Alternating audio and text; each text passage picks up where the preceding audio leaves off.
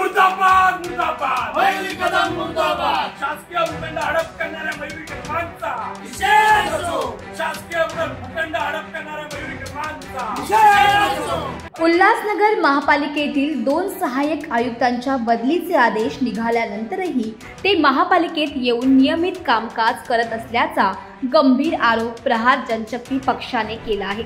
या प्रकाराविरोधात आज पक्षाच्या कार्यकर्त्यांनी महापालिकेत ठिय्या आंदोलन छेडले। सहाय्यक आयुक्त मयुरी कदम आणि सुनील लोंढे यांच्या बदलीचे आदेश 23 सप्टेंबर रोजी जारी केले होते। त्यानुसार त्यांना 24 सप्टेंबर रोजी नवी मुंबई महापालिकेत रुजू व्हायचे होते। मात्र आदेशानुसार कार्यमुक्त न होता हे दोन्ही अधिकारी उल्हासनगर महापालिकेत येतच राहिलेत आणि शासकीय कामे तसेच भूखंडाच्या फायलींवर सह्याही करत असल्याचा गंभीर आरोप प्रहार जनशक्ती पक्षाने केलाय। या प्रकरणाविरोधात पक्षाच्या कार्यकर्त्यांनी दोन्ही अधिकाऱ्यांच्या दालनाबाहेर आंदोलन करत मुर्दाबादच्या घोषणा दिल्या।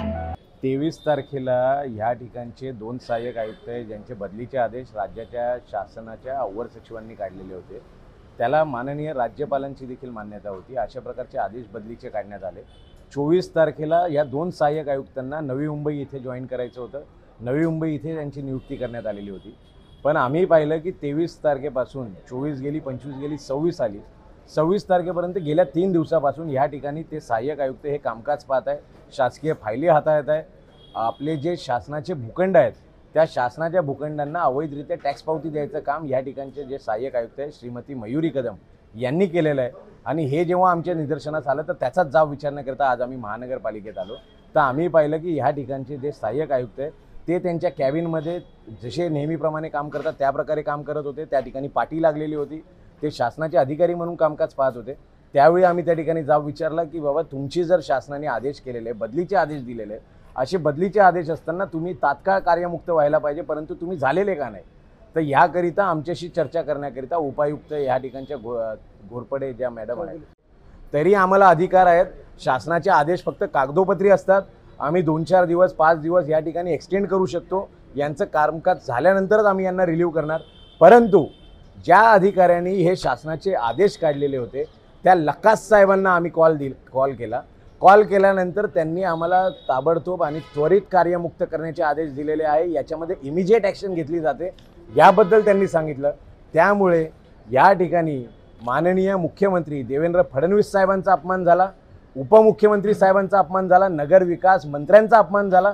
नगरविकासचे जे अधिकारी आहे त्यांच्या आदेशांचं अनुपालन करण्यात आलेलं नाही आहे, त्यांचे आदेश धुडकावण्यात आले। आणि अशा प्रकारे जर हे कार्य करत असतील, महानगरपालिका अशा स्वरूपाने काम करत असेल तर यांना धाडा शिकवण्याकरिता आज आम्ही या ठिकाणी आलो। आणि आज मग या आनंदाने आम्ही सांगतो की त्या ठिकाणची ती शासनाची जी पाटी होती मयुरी कदम आणि सुनील लोंढे यांची पाटी ह्या ठिकाणच्या शासकीय अधिकाऱ्यांनी काढलेली आहे। त्या कॅबिनला लॉक लावण्यात आलेला आहे आणि पुढील आदेशापर्यंत आता आम्ही वाट पाहत आहोत। त्याकरिता आम्ही DCP कार्यालयामध्ये चर्चेकरिता जातो।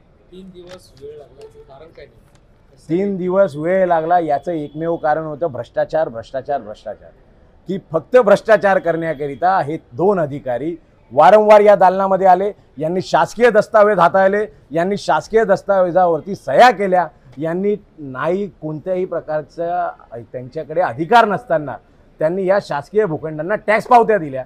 हा सर्वात महत्त्वाचा मुद्दा आहे की शासनाने आदेश दिल्यानंतर कोणताही अधिकारी कसं काय राहू शकतो, तुम्ही पदावरती राहून आदेश कसे काय देऊ शकतात, हा सगळ्यात महत्त्वाचा मुद्दा आहे।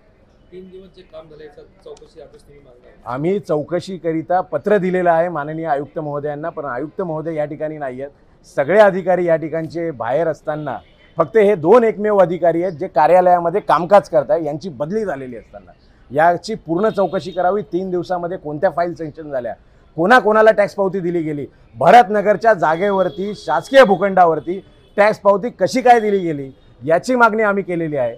या कार्यालयाचे CCTV फुटेज तपासण्यात यावे। मयुरी कदम ज्यावेळी घरातनं येत असतात त्यावेळी त्यांच्याकडे एक बॅग असते, घरातनं जात असताना पैशाची बॅग कसे काय घेऊन जातात याची चौकशी करण्यात यावी।